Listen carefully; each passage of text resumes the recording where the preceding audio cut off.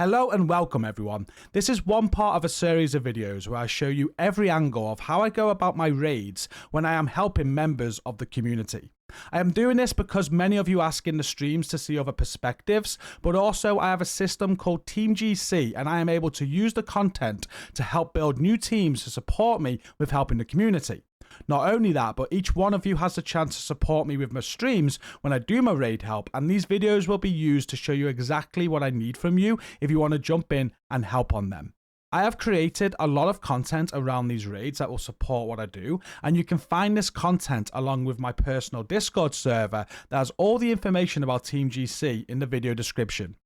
The role that I'll be covering in this video is my Agent 1 role for Dark Hours, and it's all about buffing your team's damage. And to do that, you'll be using talents like Overwatch and Opportunistic. You'll also be using the ongoing directive gear set. You'll want to have this build equipped from the get-go. The firewall specialization is used, and then you can use any high-end assault rifle that you like. I used a Carbine 7, and the talent you want on that is Vindictive. Now what this does is every time you get a kill with this weapon, you are going to increase critical hit chance and damage for yourself and any of your teammates within 15 meters of you. So again, it's just working to that whole let's buff our team's damage. The secondary you want to use is the Scorpio. With how ongoing directive works, you need to be able to proc a status on an enemy to get the ongoing rounds going. So you'll use a Scorpio to do this. And quite often what you'll do is you'll get the ongoing directive proc up, switch back to your assault rifle to get the kill, and then that's got your ongoing rounds to then keep on proccing ongoing. It works very well like that for the most part. The sidearm really doesn't matter. You can choose whatever you want there. And then the 4 pieces of ongoing directive used are on the mask, gloves, knees, and holster. With each of these pieces, you want to have weapon damage and critical hit damage on them. The chest piece is a Grupo chest piece with weapon damage, crit chance, crit damage, and the talent Overwatch, where if you stay in cover for so many seconds, you're going to be buffing your team's total damage. So you'll be looking to stay in cover all the time, really. And if you do cover-to-cover moves, it will keep that extra damage in play. And the backpack that you want is the perfect setup backpack. This has weapon damage, crit chance, crit damage on it, and it comes with perfectly opportunistic. It's probably the hardest piece to farm for the build because I think this comes with a blue core, and you want to get crit chance and crit damage already on it to roll weapon damage onto it. So get the best piece that you can for this. If you're missing one of the red rolls, it doesn't matter too much. And with perfectly opportunistic, you're going to be buffing your team's damage when you shoot at targets with your shotgun. And with your mod slots on the build, you can choose between critical hit chance mods or damage mods. That's up to you. For the rest of the build, I have a concussion grenade, I have a reviver hive, and I have an assault turret. For the first part of this raid, you'll either be instructed to go to the left to support with ads or to go to the right and support with ads. It'll be different every time, but your role will always remain the same. You just want to get in cover to proc Overwatch, make sure you're getting those OD rounds on the go, and if you can, switch to your AR as well to keep those OD rounds going and proc that Vindictive.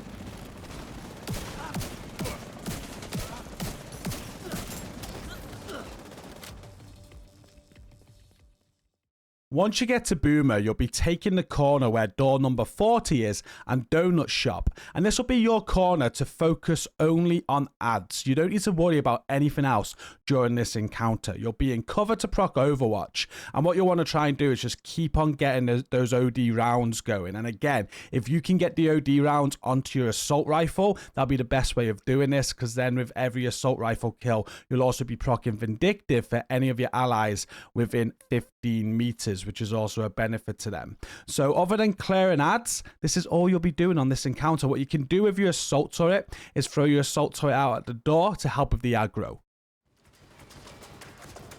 Okay, we are ready. Shoot. Source of energy signal confirmed. Seems to be some kind of high-tech defensive system. See if you can put it out of commission. Defense system node disabled.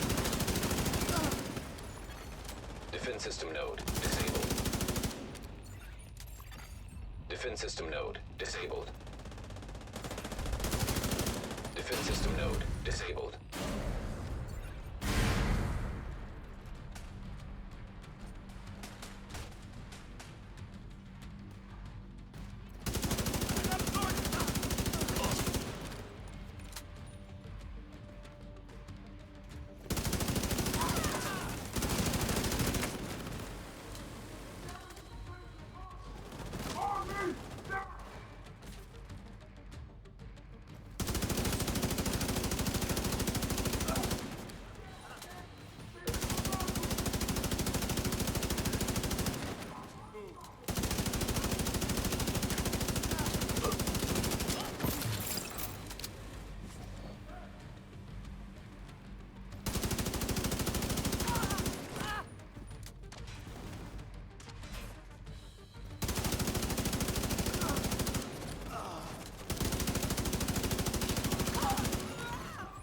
System reactivating.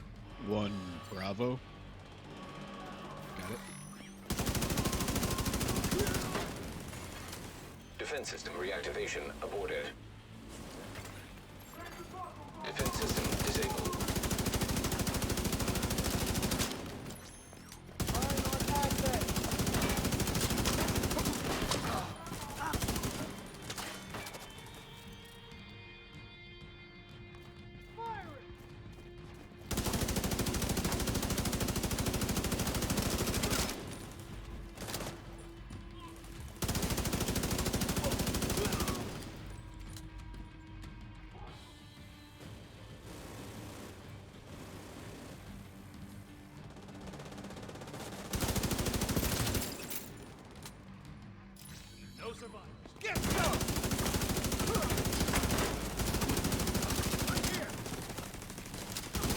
It's gonna be 3 laptops if they pop up before the next down.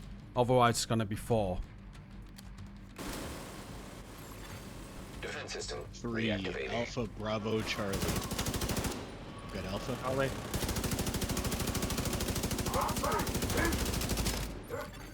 Defense system reactivation aborted. Defense system disabled. Last rotation.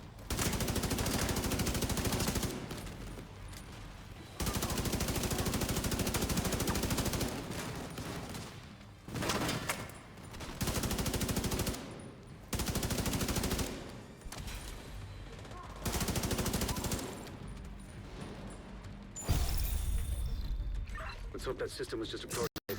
Head to the hangar and see if you can dig up cargo manifests. We need to know what else Black Tusk has brought in.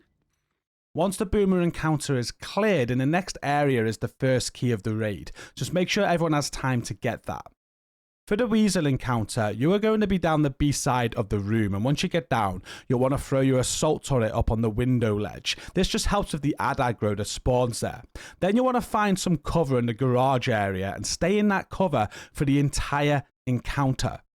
You will also be using your Scorpio for the whole encounter, and as soon as Ricochet spawns in your half of the room, you'll start shooting at him. This is for opportunistic and also the Scorpio stacks. Once he dies, you'll obviously give your squad some OD rounds, but there's a second opportunity to add more. There's an ad that will come down a rope right in front of you. You can try and get your Scorpio stacks on that ad to proc some more OD rounds. That's the only ad that I really focus on in the whole encounter. Other than that, I'm just shooting bosses. With Ricochet dead, you are then going to focus on Dizzy, the opposite side of the room. You're not going to shoot to kill Dizzy though. As soon as you see Weasel come into your screen, you'll switch your fire to Weasel. Again, by shooting these bosses with your Scorpio, you're giving your team all of your Scorpio stacks and opportunistic to give them more damage, and you will be shooting Weasel until he's dead. Once Weasel is dead, you'll then switch back to Dizzy to finish him off.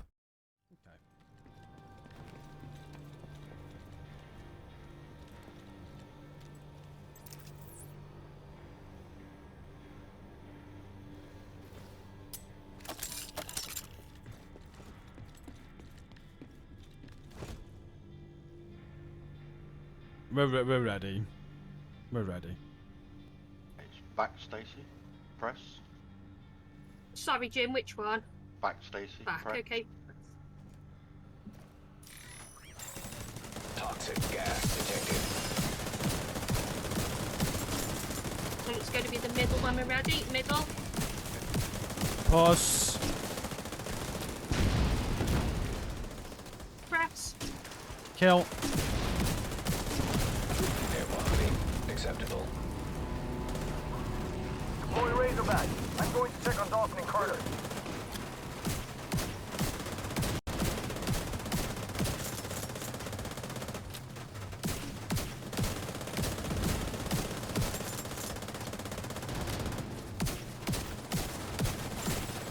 Okay. Weasel.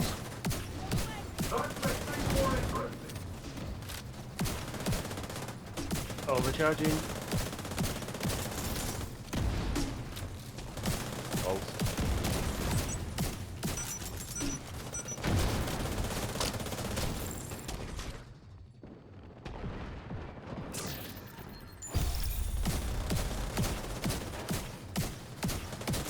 Going off this data Isaac transmitted, Razorback must be the new mobile weapon system Black Tusk brought in.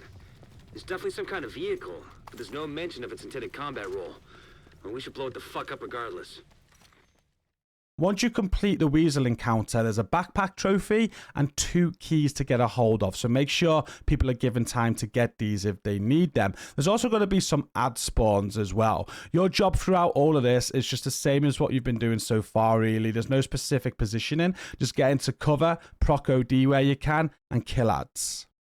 Once you get to the Lucy and Buddy encounter, we don't need the ongoing directive build. It's just not as efficient with that. So you got to switch out your build to a Glass Striker build. Now this build has a grenade launcher specialization, the St. Elmo's. You can use any AR that you want though. I've got the Lefty on as a secondary here, but that doesn't matter for this encounter. And I've got a TDI card custom, but that doesn't matter. Your build wants to look like this: 4-piece striker with the mask, backpack, gloves, and holster, all with weapon damage and critical hit damage on it. And the chest piece is a Cheska chest piece with weapon damage, crit chance, crit damage, and glass cannon on it. And to finish off the build, you want the Fox's Prayer knee pads with weapon damage, damage to target out of cover, and critical hit damage. You won't be using skills for this encounter unless you go down, so make sure you have a revive hive on, but the other skill doesn't matter, neither does the grenade. And with your mod slots on the build, you can choose between critical hit chance mods or damage mods, that's up to you. With this encounter, you're going to be on Buddy's side, and there's nothing special here. As soon as the call is made to start shooting, you'll shoot at Buddy with your AR while ensuring the health bar comes down with Lucy's health bar. Just make sure at the start of the encounter that you take cover to dodge Lucy's spins until she is in place. Autonomous security systems activating. That sounds bad.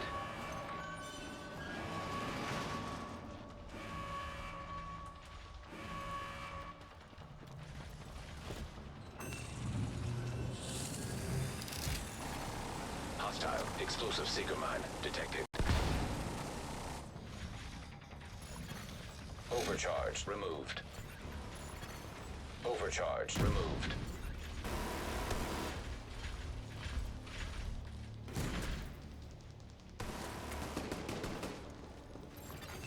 System disrupted. Watch the turret. It's peeking a little bit. Hold station. Oh. Hold. Oh. Hold stays. Oh. Burn.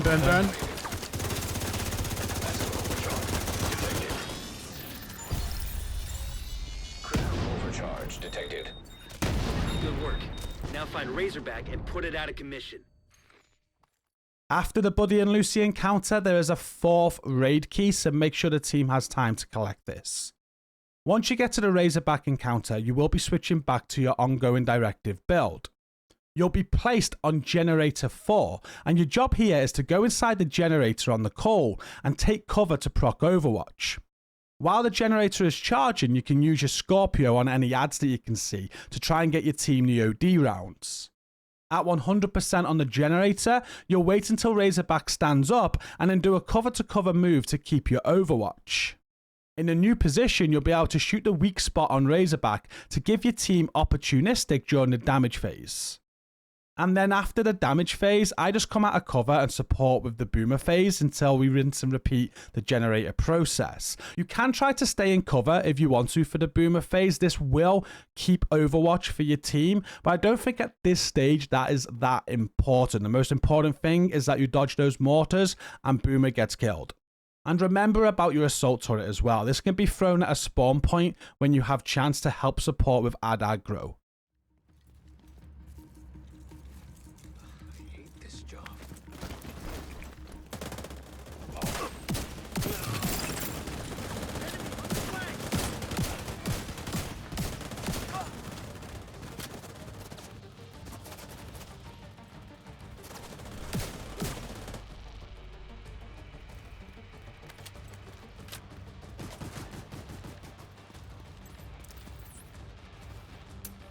You ready on 1? Ready on 4. Give me 10 seconds. Ready on 2. 3's good. Ready on 3. Okay. Walking in. 3, 2, 1. In.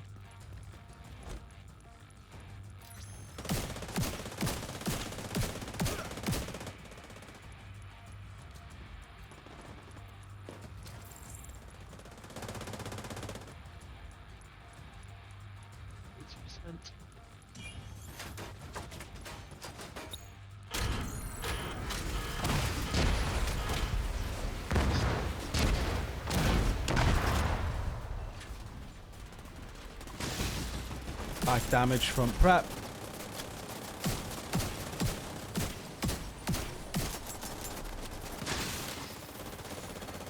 Critical systems exposed. Watch mortars.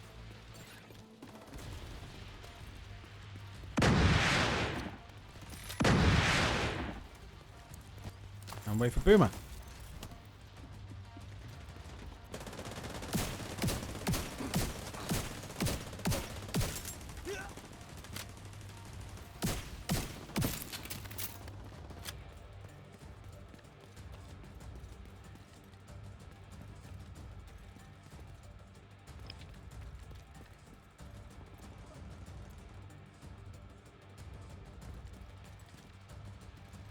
Boomer 1.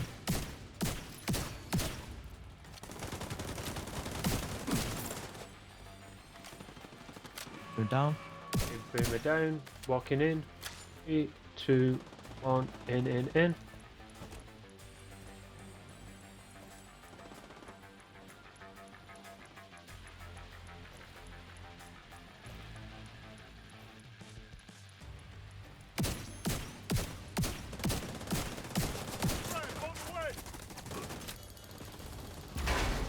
System disrupted.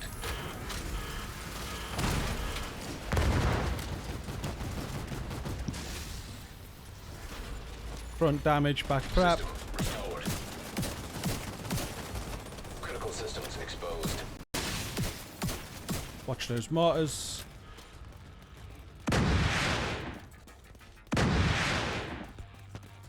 And wait for those boomers.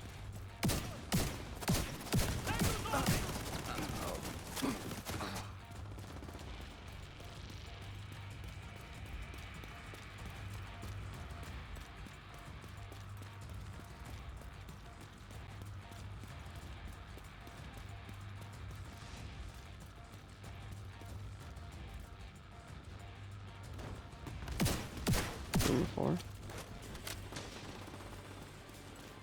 Boomer on 2. Boomer 4 down.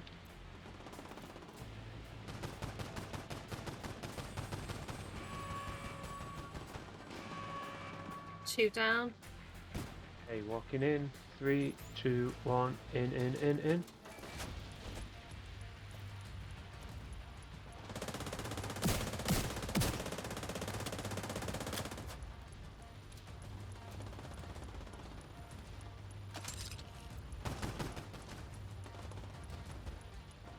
80%.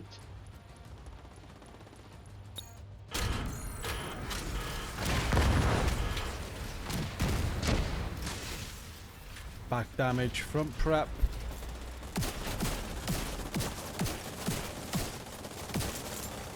Critical systems exposed. Critical Keep the systems left compromised. alive. Delayed mortars.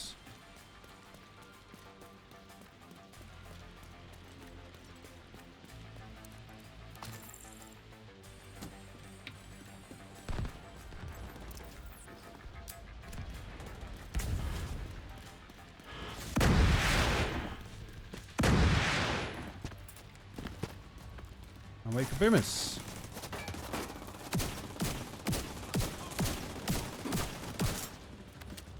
Boomer 3, Boomer down. Boomer 1.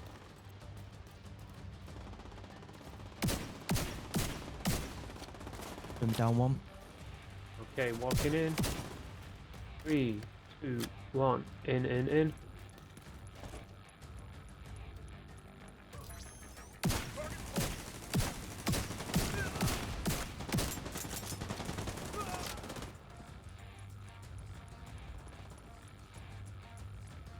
%.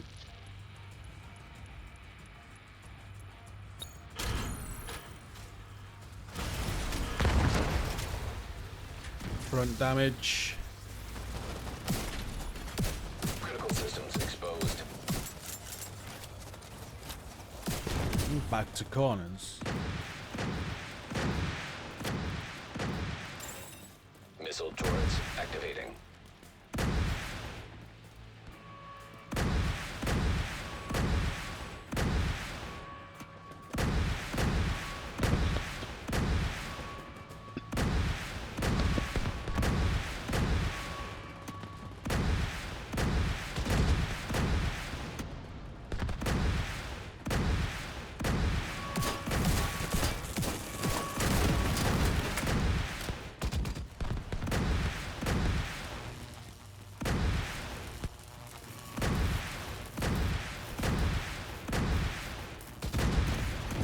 Incredible work.